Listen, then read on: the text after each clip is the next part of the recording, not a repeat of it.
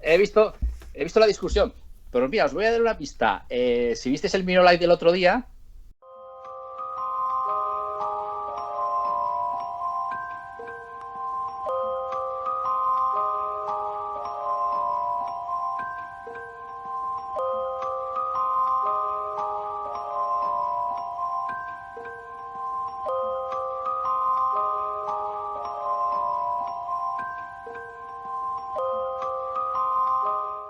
he visto, he visto la discusión. Pero mira, os voy a dar una pista. Si visteis el Minolight del otro día, en una de las oficinas que estuvimos ahí desempolvando, se lo puse a Asier, pues ahí estaba la respuesta. Se lo puse a Asier, le mandé un pantallazo y dice: ese edificio no es del agrado de Asier porque beben Colacao en esa. Qué bueno. Pues mira, sí, la hacemos pues, ya. Colacao no es queer. Colacao.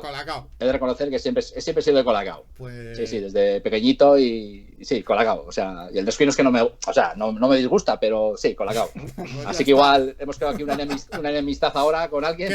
Queda zanjada porque somos 3 contra 1 ya. Por y eso. tú, Jadoga, por ejemplo, Colacao no es queer, ya. Pues mira, yo te diría Colacao, pero el antiguo. Dejaba un grumo distinto en la leche. Sí, eso es totalmente. Seguramente. Sí. Bueno, y si yo ese Colacao era distinto por completo el sabor. Sobre todo me llamaba la atención esos grumos en esa taza de leche caliente que me preparaba mi madre de noche. Y bueno, no tiene nada que ver con el Colacao de hoy día. Tiene que echarle 3 cucharadas para que sepa algo de chocolate. Pues mira, me lo decía Javi Pérez Campos, ¿no? Cuando encontré ese sobre la mesa de la oficina, dice, llévatelo a casa y lo pruebas. A ver si el Colacao es tan duradero, tan... Oye, igual sale sin grumos y te sorprende. Qué valiente ese Colacao de hace 20 años. Yo no, ahí se quedó, digo, déjate. El Colacao sí, pero no de hace 20 años. Eso es. Sí, totalmente. El de hace 20 años. Hay una pregunta que me bajo el mundo hace y que me parece muy interesante. ¿Qué sintiste al desmontar el misterio de Ochate? ¿Decepción o satisfacción? Totalmente, decepción. Perdonad, he subido un poco la cortinilla porque estoy con la luz natural de la ventana y como está anocheciendo... Sí, es que esto lo empezamos a hacer por eso. ya... ¿Me veis bien, no? Se ve bien la de luz. Sí, perfecto. Vale, estupendo. Pues fue decepción. La verdad es que imaginas un poco la escena, ¿no? Os voy a resumir el asunto porque, claro, yo de jovencillo, al lado de Vitoria, a 15 kilómetros, había un pueblo maldito, con avistamientos ovni, maldiciones, apariciones, psicofonías, o sea, un bazar de lo paranormal increíble. Entonces, claro, yo como apasionado del tema, bueno, estaba encantadísimo, ¿no?, de tan cerca ese lugar. Entonces, claro, cuando yo me propongo ampliar la investigación histórica, más que nada, ¿no?, de ese lugar, porque, bueno, hasta entonces había contado lo de las epidemias y 4 datos históricos del pueblo. Pero yo quería ampliar más un poco lo que es esa información. Entonces, bueno, me fui a los archivos de aquí de Vitoria, de Álava, a los archivos de Burgos, porque, claro, Ochate está en el condado de Treviño, pertenece administrativamente a Burgos, pero geográficamente está en Álava, ¿no? Entonces había información del lugar en ambos archivos y me tuve que mover en ambos archivos. Y claro, cuando yo me empiezo a documentar y empiezo a descubrir legajos y documentos que hablan de la vida de Ochate como un pueblo normal y corriente que desapareció en los años 30, como tantos pueblos de España, pues al principio aquello me chirriaba, digo, pero bueno, ¿y dónde están las epidemias? ¿Y dónde están esa desaparición tan funesta, ¿no?, por ser asolado por estas epidemias que no afectaron al pueblo de alrededor y demás? Y no aparecía por ningún lado, ¿no? Con el paso del tiempo sí que descubrí que había habido epidemias, pero bueno, epidemias como en tantos lugares del País Vasco, de Vitoria, del condado de Treviño, en una época que era normal que hubiese epidemias. Entonces, claro, yo cuando tuve esa información clara y esa documentación bien contrastada, me dio una decepción grande. Me cago en la leche, pero si al final esto de Ochate no va a tener una base cierta, ¿no? Y bueno, escribí un artículo resumiendo un poco toda la investigación y yo pensé, bueno, esto seguro que va a traer cola, pero no sé, a mí me parecía que lo honesto era, a pesar de ser un entusiasta del misterio, pues divulgarlo, ¿no? Dice, bueno, una cosa no quita la otra. Y es curioso, y esto poca gente lo sabe o se acuerda de ello, ¿no? Resulta que la primera persona que me dio una oportunidad de publicar ese artículo tan crítico sobre Ochate fue Iker Jiménez. En aquel entonces tenía una página web, hablo del año 2000, 2001, y se lo mandé y dice, oye, Iker, mira, he descubierto esto y bueno, no es una opinión, es documentación, es archivo. Y dice, venga, pues tira para adelante, oye, si quieres en mi web tiene cabida. Y ahí se publicó y estuvo un tiempo, ¿no? Entonces la respuesta sería eso, decepción absoluta, ¿no? Claro, aquí la gran pregunta que se plantea y que todo el mundo se puede hacer es, bueno, vale, si la base histórica de Ochate no es tan cierta como nos han contado, ¿qué pasa con el resto de experiencias, supuestos hechos extraños? Claro, ahí no me meto, porque eso al final son vivencias particulares de cada uno, muy personales, muy subjetivas. Yo creo que la mayoría de los casos que ocurren en Ochate, casi todos tienen una explicación lógica, porque al lugar ya le gana la fama, le gana un poco esa predisposición que la gente va al lugar intentando ver extraterrestres, fantasmas y demás. He de reconocer también que hay algunas experiencias que son curiosas y anómalas, eso también es cierto. Pero claro, ya partiendo de que la base histórica no tiene fundamento y no es cierta, pues bueno, saben, hay muchos frentes, ¿no? Y insisto, ya digo, no es una opinión mía, o sea, porque en aquel entonces cuando se publicó esto en la web de Iker, claro, empezaban, hay un tío en Vitoria que dice que Ochate es todo mentira, que no sé qué. Claro, lo plasmaron de una manera un poco muy, muy contundente, ¿no? Y yo decía, mira, yo no estoy diciendo que esto sea mentira o no, yo te digo que en la documentación histórica de archivos, eso no sale. O sea, esa maldición por 3 epidemias que solo asolan a Ochate, que todo el mundo de Ochate muere, que tienen que enterrarlo alrededor del pueblo, no consta por ningún lado, al contrario. Hemos llegado hasta los años 30, previos a la Guerra Civil Española, que ese pueblo se abandona porque era un pueblo de condiciones duras para vivir, que era un pueblo muy frío, que las condiciones del campo no eran idóneas, y la gente lo fue abandonando, ¿no? Sí. Entonces, lo curioso de esto es que este remate histórico lo dio también localizar a un testimonio de un señor, por aquella época tenía 80 y tantos años, que había estado viviendo en Ochate hasta los 10 años, y de alguna manera me confirmó que efectivamente que lo que había descubierto yo en estos documentos era cierto, porque él recuerda que sí, que Ochate pues poco a poco, paulatinamente, ¿no?, se fue abandonando hasta desaparecer, ¿no? Porque él lo había vivido de chavalito, ¿no? Él tuvo que marcharse de Ochate, se fue a trabajar como pastor a pueblos cercanos, pero en ningún momento sabía nada de epidemias ni de todo lo que se había contado, ¿no? Entonces, bueno, esto es un poco la eterna polémica. Y digo polémica porque al final, claro, Ochate ya es un icono del misterio que a veces le puede más la leyenda y todo lo que se ha contado que esta realidad que os estoy contando, ¿no? Que yo sé que le quita el misterio, que le quita el encanto, pero bueno, honestamente yo me lo puedo haber callado y venga, tira para adelante, ¿no? Pero no sé, yo creo que lo honesto en una investigación, si ha salido así, pues ha salido así, ¿no? Porque vas a ocultar este tipo de información, a pesar de que te creas no enemigos, pero gente que dice, va, a mí no. A veces hay medios de comunicación que me llaman y cuando les planteo un poco mi punto de vista, no, nosotros queremos que nos cuentes la historia oficial de la maldición, digo, mira, yo te la cuento, pero luego te la desmonto si quieres. Dice, no desmontes nada. Dice, entonces no cuentes conmigo porque bueno, lo lógico es plantearlo de esta manera. Claro, si no hay misterio, no. Sí, si no hay misterio no se puede inventar, Enrique. Eso es lo principal. De hecho, el artículo creo se llama Ochate, un país fraudulento, preguntándotelo, y era del 2001, que lo he encontrado en una página que es de ochate.com. Sí, del amigo Antonio Arroyo, sí. Sí, que la pondré en la descripción porque por si alguien la quiere leer, porque me ha parecido muy interesante cuando lo leí. Sí. Y es un artículo que lo deja todo bien claro. Se ha desmontado la historia, pero algo queda en ese Claro, es lo que te digo. O sea, yo no puedo desmontar. Es que la gente automáticamente, no, como la historia es falsa, de Chazarra se carga todos los casos. Digo, yo no puedo cargarme todos los casos porque hay un montón. Claro. Y haciendo una criba hay de todo. Y yo tengo mis casos que sí, como os decía, son interesantes. A mí personalmente me pasó una cosa, y esto es curioso porque es un poco como decir, el listo de Lechazarra que desmonta, luego le pasa algo y no tiene explicación. Mira, y me explico, ¿no? Resulta que para un Milenio 3, hace ya un montón de años, Iker se le ocurrió la genial idea de mandarnos de madrugada a Ochate, a mí, a Antonio Arroyo, a Julio Corral, ¿no?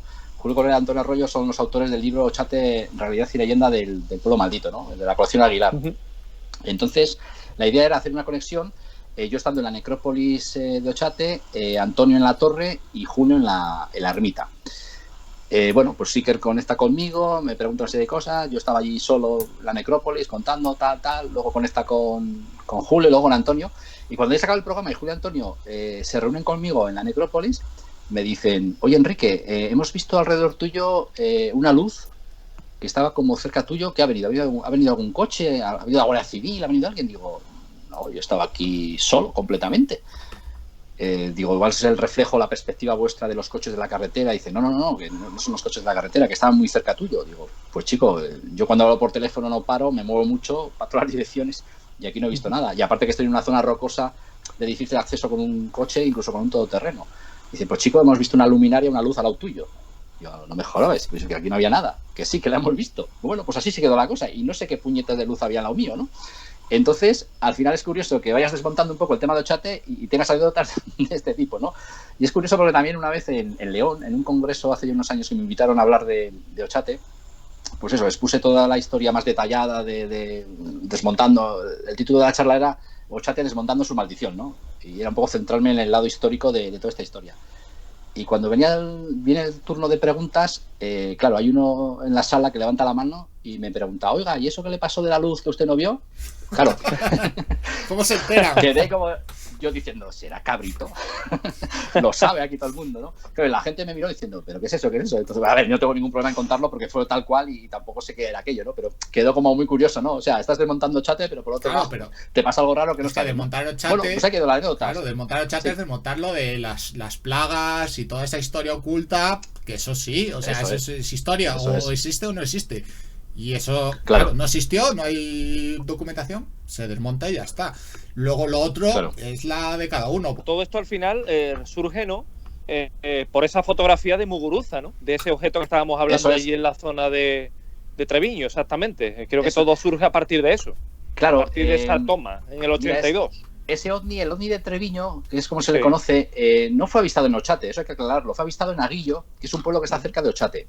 Ajá. Entonces, provincia de Muguruza tenía una casita familiar en Aguillo y una buena tarde sale con su perra de paseo, se lleva una cámara y avista ese objeto, ¿no? Que es el mítico ovni de Treviño. Entonces le saca una foto, esa foto llega a manos de JJ Benítez, es curioso porque JJ Benítez declara que es una nave extraterrestre tripulada, tal cual, o sea, no habla ni de ovnis, sino de nave extraterrestre tripulada. Exactamente, sí, tremendo. Entonces, claro, aquello coge cierto auge, tiene cierta repercusión, y bueno, según cuenta Prudencio Muguruza, empieza a investigar un poco la zona y descubre el pueblo de Ochate, descubre las maldiciones y toda la historia, ¿no?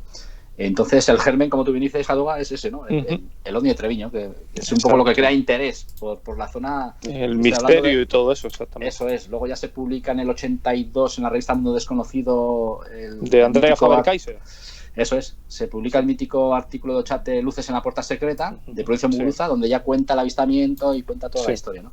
Pero sí, JJ Benítez tuvo cierta culpa en esta historia, porque es más, se hablaba en aquella época que el negativo de la foto del ovni de Treviño había sido de interés de la NASA, de la Universidad Bilbaína de Lejona. Y yo siempre he perseguido esos análisis o esos, no sé, o informes o lo que sea, y nunca ha aparecido nada por ningún lado, ¿no? Si ha habido algún tipo de investigación que a mí a ver, la Universidad de Lejona, pues no sé qué podía haber de interés en un avistamiento de esas características, pero lo que es la NASA interesada en un avistamiento en el condado de Treviño me parecía un poco pretencioso, ¿no? Pero bueno, totalmente. Como lo decía JJ Benítez en aquella época, pues bueno, tampoco nadie le llevaba la contraria y no había tampoco, pues eso, ni documentación ni argumentos, ¿no? Para rebatirlo. Exacto. Vale. Muy bien. Pues más preguntitas, porque al final aquí todas las que se molestan aún no me van a pegar luego. Me bajo el mundo también. ¿Quieres saber si aparte del programa del otro día estás investigando algo ahora mismo? Sí, claro, siempre hay frentes abiertos. Sí. Siempre hay frentes abiertos. Y esos frentes, pues bueno, esta historia que ha servido un poco de explosión para investigar en el Palacio de Justicia. Para que os hagáis una idea de cómo es esto de la investigación, esto surgió cuando yo estuve en plató hablando del caso de Gorliz con Iker, ese encuentro con unos humanoides extraños, bueno, humanoides o criaturas extrañas en un camping de Gorliz en Vizcaya. Pues a raíz de que esa emisión en plató se puso en contacto conmigo gente contándome todo tipo de cosas, y un testimonio fue el de esa persona que había estado rodando un corto en el Palacio de Justicia, ¿no? Entonces, claro, me cuenta su historia y ahí es cuando se puso en marcha todo esto hasta llegar al Mio Life y al cuarto milenio que será próximamente, ¿no? Entonces, con esto os quiero decir que siempre hay frentes abiertos, ¿no? En este tipo de historias. Mira, ahora estoy persiguiendo así una pequeña pincelada. Hay un tema, más es un tema que viene de lejos y muchas veces tocas temas que los abandonas por lo que sea y de repente surge una pista en el tiempo más adelante, retomas, enlazas, carambolas de la vida, como digo yo, que a veces dices, anda, pues si yo ando tras esa historia. Aquí en Vitoria, cerca de Vitoria, mejor dicho, hay un pueblo que se llama Antezana de Foronda, y te hablo de 1897. Hay crónicas periodísticas de un periódico ya desaparecido que hablaba que durante todo un mes en esa población se veía una luminaria. Pero una luminaria no en el cielo, sino una luminaria a ras del suelo que perseguía a la gente. Entonces, mira, ya se le está poniendo los dientes largos aquí a... Ya está tomando nota para... He dicho luminaria, hasta ya... Ya me estoy creando mi imagen en la cabeza. Pues ahí tienes otro sello, ¿no? Sí. Entonces, es muy curioso porque la crónica es muy clara. O sea, durante el mes de marzo de ese año hay un seguimiento de este periódico de ese avistamiento de esa luminaria en el pueblo que os he citado, ¿no? Y claro, los más incrédulos y los más científicos de la época hablaban que eso eran fuegos fatuos, que lo que la gente estaba viendo eran fuegos fatuos. Pero los testimonios de la época, claro, no hablan de una luz en un punto estático y de una manera, pues tipo fuego fatuo, sino que hablan de una luminaria que perseguía a la gente, que se movía a baja altura por los caminos de la zona. Entonces, claro, contrastaba un poco cómo lo describían a cómo lo querían explicar, ¿no? Sobre todo las autoridades, porque, claro, empezó a divulgarse un poco el asunto y la gente de Vitoria iba a ese pueblo intentando ver esa luminaria, ¿no? Entonces, para calmar un poco el asunto y que aquello no se desmadrase, pues las autoridades dieron esa explicación. Y bueno, en su día estuve pateándome ese pueblo y alrededores con la noticia, hablando con las gentes del lugar, sobre todo a las gentes más mayores, pues así recordaban, claro, habían pasado 100 y pico años. Y la verdad es que, no, lógicamente, por edad y por tiempo era imposible, ¿no?, que hubiese ahí gente que hubiese vivido esa historia. Pero bueno, hablando con la gente mayor del lugar, iba yo con el recorte de prensa, ustedes miren, este año les suena esa historia, alguna leyenda relacionada, joder, y nadie sabía nada, ¿no? Y el otro día, hablando con un periodista, dice que, bueno, él tiene unos conocidos que tienen relación con ese pueblo, que igual, que tal, en fin, como que he reactivado un poco esa historia, porque es una historia que siempre me ha parecido fascinante, aunque me tienen mal los fantasmas, pero también ese tipo de avistamientos, porque no es un ovni en el cielo, ojo, no estamos hablando de una luz en el cielo, ¿no? Estamos hablando de una luminaria a nivel de suelo. Además que también en la época estas crónicas periodísticas hablaban de bueno, para algunos, claro, no se hablaba de ovnis, ni se hablaba de naves de otros mundos, sino que hablaban a nivel sobre todo legendario, pues de almas en pena, hablaban de diablillos, hablaban de duendes, ¿no? Toda esa cultura está muy popular. Relacionado, Enrique, también además creo que con la época, con la luz de Rivera Oveja, esta tan conocida también, que producía incluso muertes espontáneas, ¿no? Que la persona moría a los días o a las horas, ¿no? De ese avistamiento, de ese contacto. Claro, es que luego el caballo. Eso es que luego si te documentas un poco centrándote un poco en el tipo de luminaria que describen estos rotativos, pues al final encuentras paralelismos, pues como el caso que tú has comentado, con la luz de Mafasca, de hecho hay en Fuerteventura, Mafasa, eso es. Sí. Luego la luz del Pardal, en fin, hay ciertas zonas de España que son luces muy similares, ¿no? Y aquí lo que llama la atención es eso, que tuvo una repercusión social importante y lo bueno que hoy en día pues podemos ir a la crónica del momento y el periódico detalla muy bien, ¿no?, ese tipo de testimonios. Al final el tema se zanjó como que la explicación lógica era que eran fuegos fatuos, pero te das cuenta que lo que relataban no tenía que ver mucho con el fuego fatuo, ¿no? Con lo que era un fuego fatuo vamos, como explicación lógica. El comportamiento, ¿no?, del fuego fatuo. Eso es. Fatuo, exactamente, sí, exactamente. Eso es correcto. Sí, me recuerda mucho también eso, y bueno, es que son historias tan interesantes como la del duende de Ladrillar. Por ejemplo, ese ser que se paseaba por allí por el pueblo, incluso el propio párroco del pueblo dice que se enfrentó cara a cara con él. Claro, es que para que os hagáis una idea, en esta crónica incluso hay un testimonio de una mujer que dice que estaba en su caserío con la ventana abierta y de repente ve en el fondo del camino de noche la luz, que la luz se acerca y tiene que cerrar la ventana para que no se le cuele, ¿no? Y me parece brutal cómo lo describe el periodista. Tremendo. Y cómo lo cuenta, ¿no? Y claro, también el periodista le da un toque como, bueno, estos campesinos que son muy incrédulos, que tal, le da un toque como quitándole hierro, ¿no? Pero bueno, ahí está el testimonio singular, ¿no?, de esta mujer, por ejemplo. Mira, hay otra pregunta. Y bueno, y no sé en qué acabará todo esto, porque claro, lo ideal sería localizar a alguien que sepa la historia, que la haya vivido o que sus abuelos la hayan vivido, en fin, encontrar un testimonio, no directo, porque sería imposible por época, pero por lo menos alguien que igual a nivel oral haya salvaguardado esa historia, ¿no? Y de momento no voy teniendo suerte, pero bueno, como os digo, a veces hay carambolas o puntos de vista de, pues eso, que un buen día hace un clic algo por ahí y te sale un testimonio. Donde menos lo esperas y cuando menos lo esperas. Sí. Y los grandes casos han salido así. Y bueno, y a los hechos me remito, ¿no? El acabar en el Palacio de Justicia por la noche ha sido, pues eso, una serie de gestiones, pero también un poco suerte en que, bueno, al final hemos topado con gente muy colaboradora y bueno, y tanto la Policía Nacional como otros organismos aquí de Vitoria pues nos han facilitado el entrar ahí, ¿no? Y a veces cuando menos lo piensas o se te cierran las puertas o son todo facilidades, ¿no? Así que, como os decía antes, hay muchos frentes misteriosos abiertos a la hora de investigar y nunca sabes cuándo, pues eso, va a soltar ahí la liebre y aparte que yo soy muy cabezón para eso, ¿no? Solo soy muy testarudo, muy... Entonces, bueno, aquí tengo el dato, para que os hagáis una idea, me viene a la cabeza también un caso de... recordaréis el sotanado del túnel de Ayurdín, ¿no? Que lo comentamos también en Cuarto Milenio, esa patrulla de la chancha que se encuentra con un ensotanado con los brazos en cruz en medio de la carretera que desaparece delante suyo. Pues bueno, tengo otro caso... Lo tienes en tu libro, Eso es, correcto. Exactamente. Pues resulta que ando también tras el caso de otra pareja de la chancha que en esta ocasión fue perseguido por algo en un puerto a la vez, que estuvieron a punto de estrellarse, y tengo localizadas a las personas, pero no quieren hablar, tal. Claro, te relacionan con el mundo de Cuarto Milenio, no quieren que la cosa se divulgue, y a veces hay que tener un poco de mano derecha para poder llevar. En principio a nivel particular, porque yo muchas veces, claro, no es ver un testimonio, venga, a la tele, a todo correr, no, a ver, primero cuéntamelo a mí, vamos a hablar aquí en petit comité entre amiguetes y bueno, luego si procede, pues igual acabamos en la tele o no, ¿no? Pero al final son testimonios que los tengo ahí apuntados desde hace un montón de tiempo y nunca pierdo la esperanza, ¿no? De que cualquier carambola, cualquier golpe de suerte, pues al final la gente te lo cuente, ¿no? Por lo menos a nivel particular y son testimonios, la verdad, muy interesantes. Muy bueno, estaremos atentos. Sí, no, os enteraréis. Seguramente todo esto. Hay un pequeño cuestionario que me bajo el mundo también que te plantea, que yo te diría que en una yo creo, palabra... Perdona, Pablo, yo creo que tenéis que haber invitado a Debajo del Mundo. Sí, al final... Así... Una cuarta ventana. Sí, ventana. Si hay una buena... hacemos otra charla, la invitamos directamente y que la ponemos sola a ella contigo directamente. Dice, ¿Qué tía? En una palabra, en una frase, yo creo. ¿Qué pensaste cuando trabajaste por primera vez con los siguientes integrantes del equipo? Y los va detallando uno a uno. Por ejemplo, con Iker. Hombre, ¿qué sentís la pregunta? ¿Qué pensaste la primera vez? La primera vez, o sea, en una frase, en una palabra, la primera impresión. ¿Sabes lo que pasa? Que con Iker, como somos amigos de hace tanto tiempo, cuando Iker empezó, digamos, a despuntar en televisión, pues bueno, yo lo veía como un amiguete que le iban bien las cosas y que yo encantado de que contase conmigo, ¿no?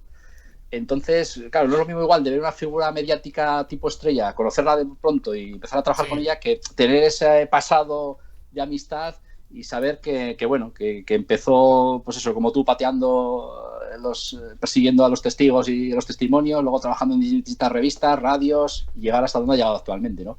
Pero lo que sí os puedo decir es que, o sea, es algo que muchas veces te preguntan, ¿no? Iker no ha cambiado nada, o sea, eso de que está donde está se le puede haber subido, digamos, el ego o la fama, o llamarlo como quieras, en absoluto, o sea, es tal cual era cuando era un total desconocido y pateaba los campos alaveses persiguiendo misterios, pues en ese aspecto no cambió nada, ¿no? Entonces decirte, hombre, a ver, cuando uno va a Cuarto Milenio o va a ese pedazo plató y tal, eso al principio impone, ¿no? Porque la televisión es la televisión.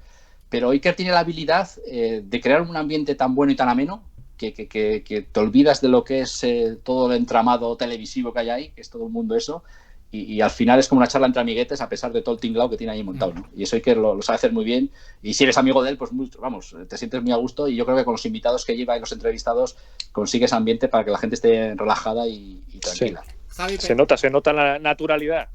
Eso es. Javi Pérez Campos.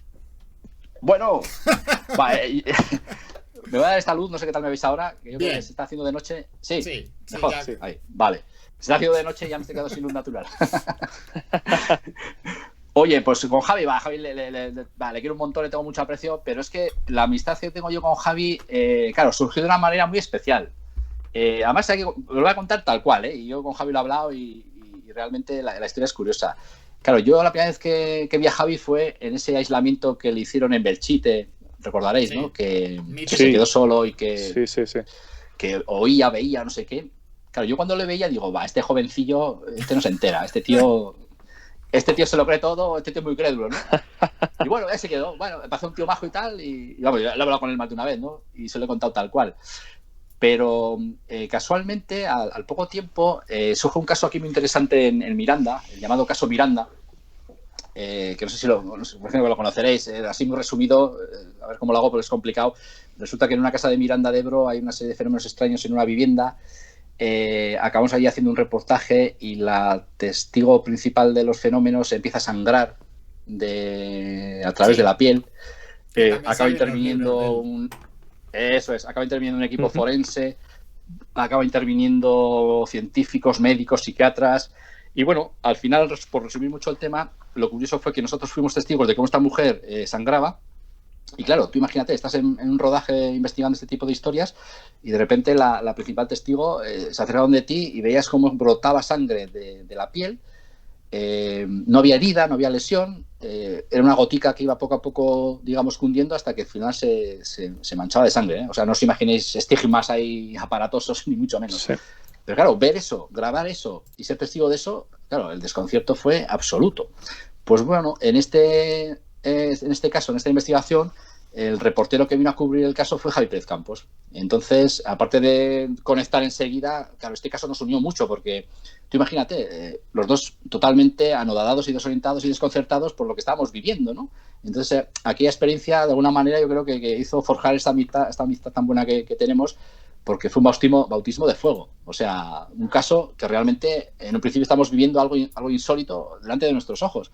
Luego ya se le dio una explicación científica y sobre todo médica, porque resulta que este fenómeno se llama hematohidrosis, que cuando una persona está estresada, con mucha ansiedad, pues de alguna manera libera ese estrés a través de los poros de la piel sangrando, lo que se dice popularmente sudar sangre. Pues viene de este fenómeno médico, ¿no? Un fenómeno que no es muy habitual, no está muy documentado médicamente, pero que existe, ¿no? Entonces, bueno, eso nos lo confirmaron los forenses y los médicos. Pero claro, aquí la situación era curiosa porque había unos supuestos fenómenos extraños que generaron estas sudoraciones de sangre y al final nos centramos más en las sudoraciones de sangre que en los fenómenos que nunca más supimos que pudo pasar. No os creáis que estábamos en un castillo, en un lugar abandonado, no. Estamos hablando en un piso nuevo de Miranda, de 3 años de antigüedad y que era el lugar menos misterioso para que pasara nada, ¿no? Y bueno, y ya te digo, y por esa circunstancia del caso Miranda, además precisamente este fin de semana que ha estado aquí conmigo en Vitoria, es que siempre lo recordamos, es que aquel caso fue la leche, o sea, lo que vivimos allí fue la leche y por eso yo creo que ahí nos unió bastante y le tengo mucho cariño, ¿no? Y a pesar de que, pues eso, él es jovencillo, como dice Iker, verlo, que tienes más tiene joven 30 que nosotros. Y pocos, por eso, tiene totalmente pocos, pero es un tío con el que conectas enseguida, sí. O sea, no es cuestión de edad y bueno, y el tío es un figura, un fenómeno a todos los niveles, ¿no? Sobre todo de datos y de historias, vamos. Isa, ¿quieres saber si estás trabajando en algún libro? Pues no hay ideas por ahí porque siempre estás ahí maquinando cosas. Lo que sí os puedo decir que bueno, que no es exclusiva porque lo dijimos en su día, el libro de crónicas de brujería que se publicó en el 2007 con Aguilar y dentro de la colección Milenio, pues Reediciones Anómalas del amigo Pablo Vergel pues lo va a reeditar. Pues sí, es la idea, en principio. Eso es, que lo dijimos hace mucho y ahí seguimos todavía anunciando. Claro, ¿no? Salió en Top Secret Channel, hizo la exclusiva y eso ya no sé cuántos meses han pasado, claro. Y ahí esperando estamos. Pues es un libro que le tengo mucho cariño porque Iker también apostó fuerte por mí y por la mayoría de los componentes de esa colección. Y hay gente que lo sigue buscando sí, y mira, pues sería bien reeditarlo. Vendiendo por 300 euros, que lo he encontrado yo. Sí, no, lo sé. Para incluirlo, un incunable.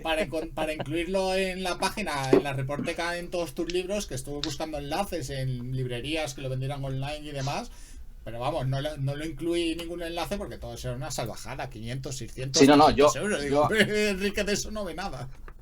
No, en absoluto. A mí me pasaron los enlaces y digo, pero esta gente, o sea, y habrá gente que pague eso, digo, o sea, que la gente sepa que no tengo nada que ver con esos precios desorbitados, es que es una barbaridad. Lo que me extraña, por un lado es un halago, y dices, mira qué bien, se cotiza muy bien el libro, pero coño, me parece exagerado, ¿no? No sé si hay gente que pueda pagar tanto dinero por un libro, pero bueno, ya casi incunable casi. Totalmente. Es una locura. Y aprovechando comentar al amigo Vergel, la primera impresión que cuando lo conociste. A Vergel, pasa que yo con Vergel también tenía mucha guasa por redes sociales y ya de entrada ya me caía bien, ¿no? O sea, no lo conocía personalmente, pero muy irónico él, siempre ahí con sus pullitas y sus comentarios en Twitter y muy documentado de ciertas cosas y tal. Y bueno, empezamos a hablar un poco en privado y conectamos también. La verdad es que conecté también muy con él porque, bueno, es otra persona que el sentido de humor suyo es muy fino y de categoría, vamos a decir yo, ¿no? Pero yo realmente le conocía a Pablo, me planteó una presentación del libro Comunión, que reeditó aquí en Vitoria, y yo dije, encantado, tío, así nos conocemos y venga, y presentamos el libro. Y estuvimos aquí en una librería de Vitoria presentando el libro y muy bien, o sea, parecía que nos conocíamos de toda la vida. Yo esa camaradería, como dice él, así misteriosa, vamos, desde el minuto 1, ¿no? Y lo pasamos muy bien, porque nada, después de la presentación nos fuimos por ahí de cena, nos fuimos por ahí de copichuela, nos dieron unas tantas por ahí, y es cuando realmente salen los casos y las cosas interesantes, claro, ¿no? a esas horas de la noche. Y la verdad es que lo pasamos muy bien y le tengo mucho aprecio, y bueno, estamos muy en contacto, ¿no? Y muchas veces pues eso, estás viendo Cuarto Milenio, estás escuchando Miro Live y tal, y pues eso, hay comentarios entre nosotros internos, ¿no? Fuera digamos, de las redes, porque a veces, ya digo, hay mucha ironía, ¿no? Y hay mucha mala leche de la sana, vamos a decirlo así, entre nosotros, y la verdad es que es un tipo que yo no sé cómo le da la vida, porque está metido en 1000 historias, que si reeditando libros de todo tipo, que si el juego que está sacando también, que está planteando. El juego luego... que os invitaremos a ver si cuando hagáis, que yo se lo propuse a Luis para que hicierais un directo en Top Secret Channel de la partida inicial, para ver cómo es. Me acuerdo, y luego invitaremos a alguna para que la hablé ayer con Hadoga, para hacer una aquí, pongo una cámara y hacemos una, porque el juego tiene de verdad una pinta espectacular.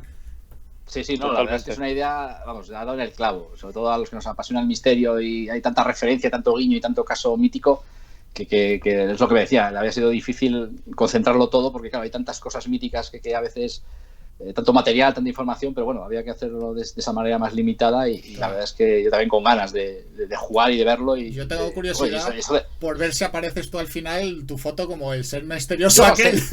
Es que, ¿sabes lo que pasa? Que como hay mucho troleo también, yo con Pablo también los troleamos mucho, fotografías y montajes, no estamos siempre de cachondeo, pues como me bajo del mundo, ¿no? Que anda siempre igual.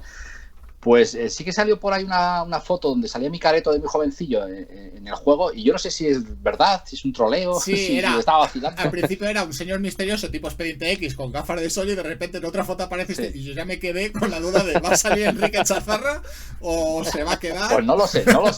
La versión definitiva. Habrá que esperar a ver con Enrique qué saca.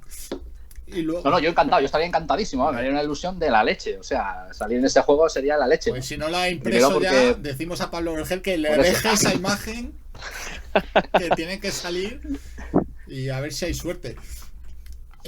Además que fue gracioso porque cuando puso publicó esa imagen y me mandó un privado, dice, vete avisando a tus abogados, ¿no? Como diciendo, ahora me vas a meter aquí un puro de la leche. Y luego que pregunta también por otro personaje que creo que este sí que es un personaje curioso, que Hadoga creo que lo conoce también, sí, que es Pablo Villarrubia. Hombre, Pablito. Bueno. Pablito, pues mira, hace poco ha estado por... Bueno, hace poco, hace ya igual unos meses, pero de los últimos reportajes estuvimos aquí en San Juan de Gaztelugatxe, en Vizcaya, sí, ¿no? En la ermita esta que está ahí en la Costa Vasca. Esa es, la de Juego de Tronos, que si no dices esto la gente no se ubica, pero vamos, no, le sienta fatal. La que casi me deja sin aliento. Le sienta fatal, que digas eso, le sienta fatal. Y la verdad es que es un tipo encantador. Y bueno, y otro también que tiene un sentido del humor tremendo, ¿no? Tremendo. Y la verdad es que no he hecho tantos reportajes con él como me hubiese gustado, porque igual hemos hecho 3 o 4. Yo recuerdo que el primero fue hace muchos años. Hay aquí unas cuevas, además precisamente en el condado de Treviño, hay unas cuevas eremíticas que tienen su cierto misterio, sobre todo a nivel histórico y arqueológico, ¿no? Son unas excavaciones en roca muy curiosas. Y estuvimos haciendo ese reportaje hace años y es que ahora que lo pienso hemos hecho más reportajes histórico-arqueológicos que ufológicos, ¿no? Que es lo que a él le gusta. Sí. Y tenemos pendiente también alguna historia por ahí relacionada con nazis. Hay varios temas por ahí pendientes que sería interesante que saliesen. Pero Pablo es un encanto también. Es un tío que además tiene mucho mundo y ahí donde lo ves, bueno, os va a contar que no sepáis de él, ¿no? Que ha recorrido todo el mundo persiguiendo misterios. Además, me gusta porque es de los investigadores del fenómeno OVNI a la vieja usanza, ¿no? A él le va más el tema del el aparato que aterriza, deja huellas y es metálico. Sí. O sea, de chapa y pintura. Eso chapa y tornillo. Nada de estas explicaciones a lo Vergel psicosociales y buscando el aspecto ufológico, pues eso, más del testigo, del psicosocial y tal, o sea, psicológico, ¿no? Digamos un poco, que vamos, que lo tiene en cuenta y hay que tenerlo en cuenta, lógicamente, pero es un poco más de esos ufólogos a la vieja ultranza, ¿no? Porque, hombre, sí es cierto que hay casos que él ha investigado, sobre todo en Brasil y por ahí, que parece que son así, ¿no? O sea, un avistamiento, aterriza un artefacto, le tiran unas piedras, eso suena metálico y aquello despega, pues dice, bueno, eso es evidente, ¿no? Que si fuese extraterrestre o fuese militar, pues no lo sé, ¿no? Entonces me hace gracia porque mantiene ese espíritu de esos viejos ufólogos, ¿no? Y eso le da un valor extraordinario. Pues vamos a ir acabando, creo que 2 preguntas, porque entre que mis problemas técnicos y demás, empieza Cuarto Milenio en media hora, que sale hoy Paco Pérez Caballero, y seguro que está interesante. Y Saranjuez, creo que esta pregunta es peliaguda. ¿Quién de la gente del misterio es más mentiroso? Y te matizan, no vale callarse. Bueno, vaya. Con la preguntita. Ha ido al grano. Joder, sí, no. Voy a tener que llamar a mis abogados. Ahora sí que tengo que llamar. Uno tiene opiniones.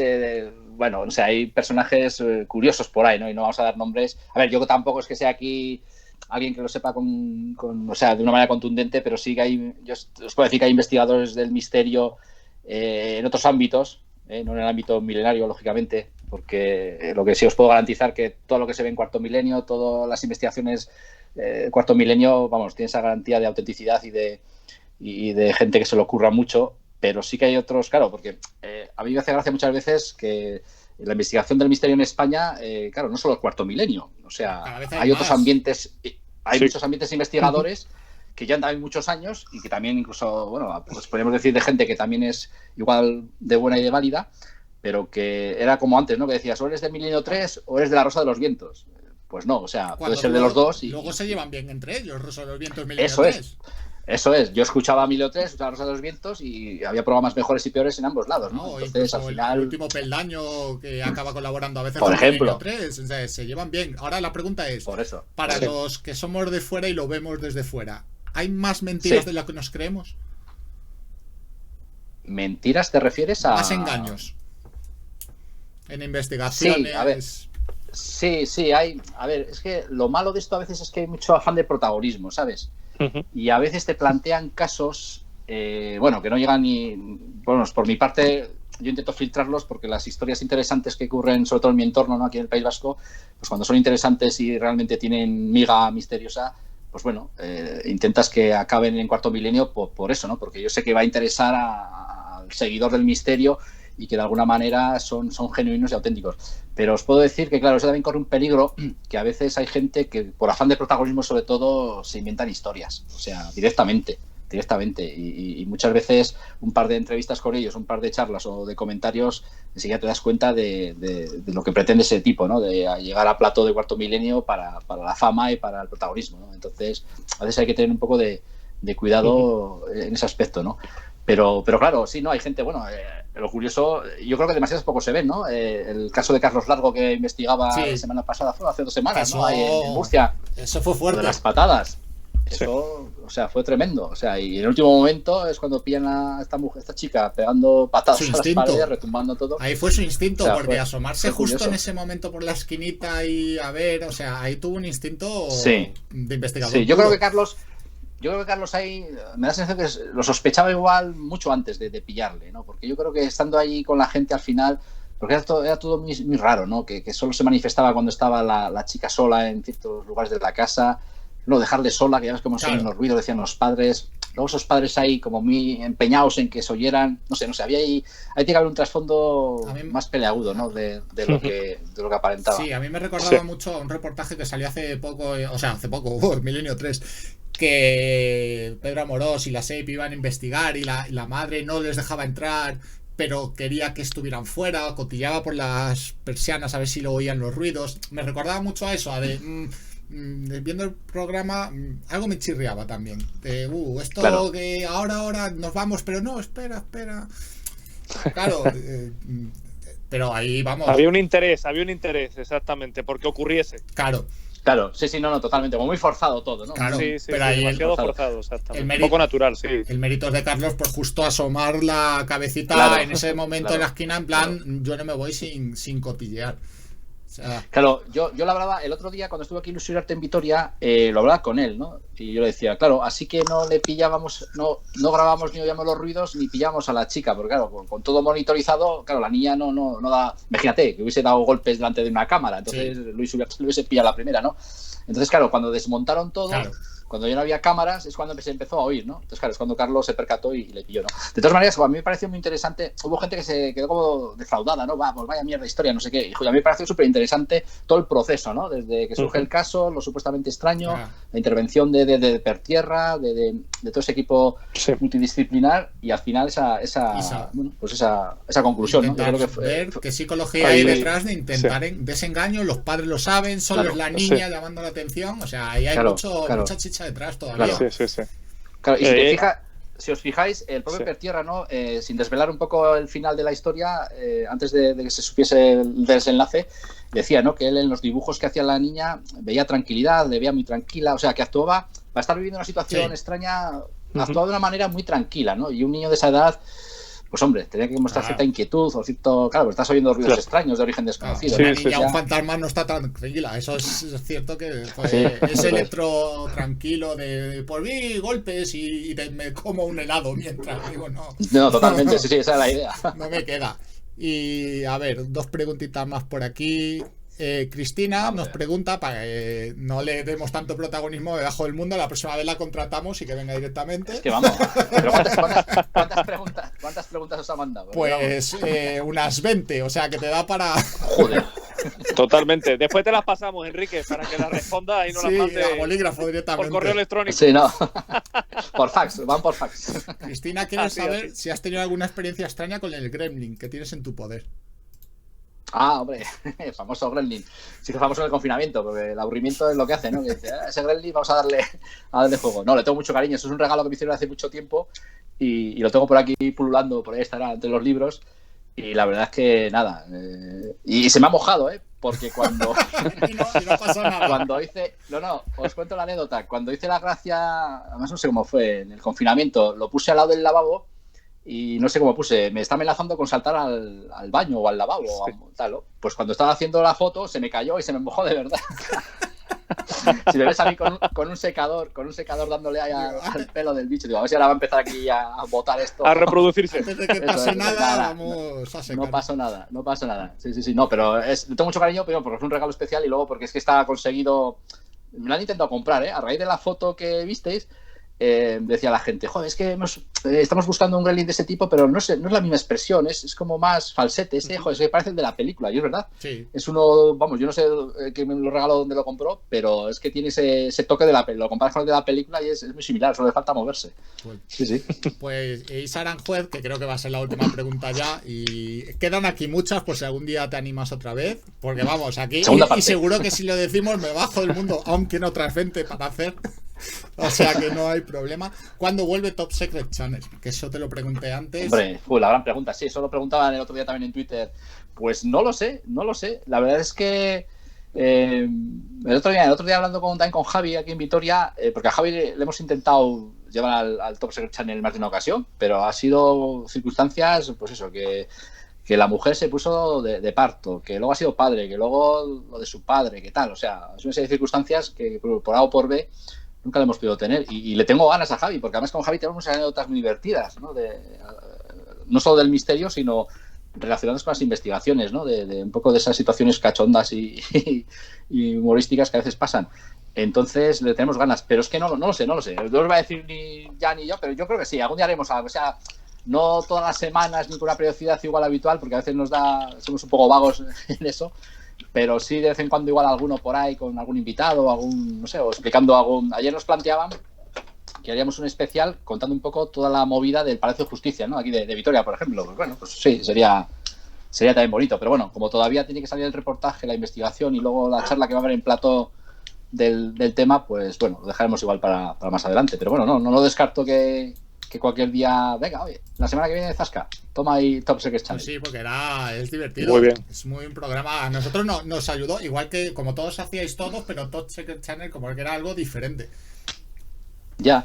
No, ¿sabes lo que pasa? Que la idea era, charla, pues como ahora, al final estamos creando un ambiente de amiguetes y apenas nos conocemos, pero bueno, no sé, si conectas y hay buen feeling, al final pues empiezas a hablar de anécdotas y tampoco es cuestión de ponerse serio y dar aquí una charla de psicología, ¿no? Claro, no, eso no. Que igual eso tiene su público, eso tendrá su público, pero bueno, yo creo que si al final cuentas anécdotas y la gente ve que, bueno, que eres como todo el mundo, que pues eso, que te ríes, no te ríes, lo pasas bien, lo pasas mal, en fin, que no vas aquí de estrella mediática ni mucho menos, pues al final es divertido, ¿no? Y bueno, y con Luis siendo amiguete de tantos años, pues eso, yo creo que se traspasaba ese feeling, ¿no? Un poco sí. al espectador, ¿no? De esas anecdotillas y esas cosas. Y luego la gente, bueno, pues eso, los amigos milenarios, eso, que han entrado al trapo, porque bueno, yo todavía no sé cómo Pablo Fuente dijo sí a la primera. O sea, estaba en plena investigación pandémica, a tope de todo, y le planteamos el asunto y dijo, sí, cuando queráis. Y digo, joder, chico, sí. Pensaba que lo ibas a poner más difícil. Al final, si hay buen rollo y es entretenido, también mola para desintoxicarte un poco de todo. Sobre todo en ese momento en el que lo sacasteis, que era como, necesitábamos buen rollito. Sí. Eso había virus por todos lados. Sí. Entonces era como... Además que también recuerdo con Iker, claro, porque yo le digo a Luis, oye, si le digo a Iker hablar de, pues eso, de Vitoria, de la correría, de sus años mozos aquí, yo creo que le puede molar. Y decía Luis, va, que te va a decir que no, está liado con el virus, el estirpe de los libres, el no sé qué. Pero también le planteé de esta manera el asunto y dijo, sí, dame tiempo y nos organizamos. Claro, le gusta recordar sus años vitorianos y sus historias de la correría, que son muy divertidas y por eso dijimos, bueno, despedimos el verano con esto y igual la temporada, yo qué sé, si volveremos o no, pero bueno. Hubo hoy un pico, como digo, de ventas, tanto de mascarillas en ese momento como de webcams y de micrófonos. Totalmente. Todo el mundo quería un micrófono, una webcam y unos cascos. Y todo el mundo con esto, con las conexiones a través de las redes, exactamente. Fue un momento tremendo. Sí. Pues eso, fue una locura. Una explosión. Lo tenías que retomar. Ahí estaremos a pico y pala todos en Twitter, de retomarlo. Vale, vosotros dar la brasa, no os cortéis, dar la brasa y vamos. Me bajo del mundo, yo creo que eso lo va a tomar en serio eso. Me bajo del mundo, insiste todos los días escribiéndoles a Luis y Enrique que saquen todos secretos. Nosotros te apoyamos. Nosotros te apoyamos. Qué bueno. Oye, pues mira, pues un día hacemos un Top Secret Challenge y le invitamos a ella. Venga, ala, tanto insistir, venga, ponte ahí. Pues mira, la invitada va a ser tú. Igual que hizo Alfona Ranz, con Like a Dios, queremos verle. Eso es. Y si no quieres en Top Secret Channel, porque a lo mejor no pueden, aquí, los 4, con Enrique, y te conectas tú también. Eso es. Y invitadas. Concurso de troleos. Eso, ¿no? A ver quién de troleos que decían el otro día por ahí. A ver quién trolea más en vivo. Qué bueno. Pues nada, Enrique, muchísimas gracias. No te entretenemos más, que son las 9:15. Quedan 15 minutitos para Cuarto Milenio. Eso es. Y a ver cómo ha salido todo. Crucemos los dedos. Yo por lo menos me lo paso muy bien. Espero que Jadoga y tú también. Alegro, sí, totalmente. Al final yo creo que se nota, pues eso, si hay buen rollo y es ameno aquí en la charla, da igual, nos acabamos de conocer realmente. Sí. O sea, hemos hablado mucho por Twitter, pero... Exactamente. Pero bueno, exactamente, final, sí. El ambiente ese de entusiasmo por estos temas y el buen rollo es evidente. Yo encantado. Queríamos algo diferente, algo de... No, siempre al final te dije y acabó saliendo chat otra vez. Pero porque los cierto, es normal. Cierto. Pero es normal. El chat sé que va ligado a mi trayectoria y yo también encantado. O sea, te quiero decir que a estas alturas y me gusta muchas veces mostrar, pues eso, que te puede gustar estos temas, pues entusiasta de estos temas, pero bueno, hay investigaciones críticas que son lo que son y punto. Que te quedan ahí, son Ochate, Enrique Ochate y mientras sea para bien.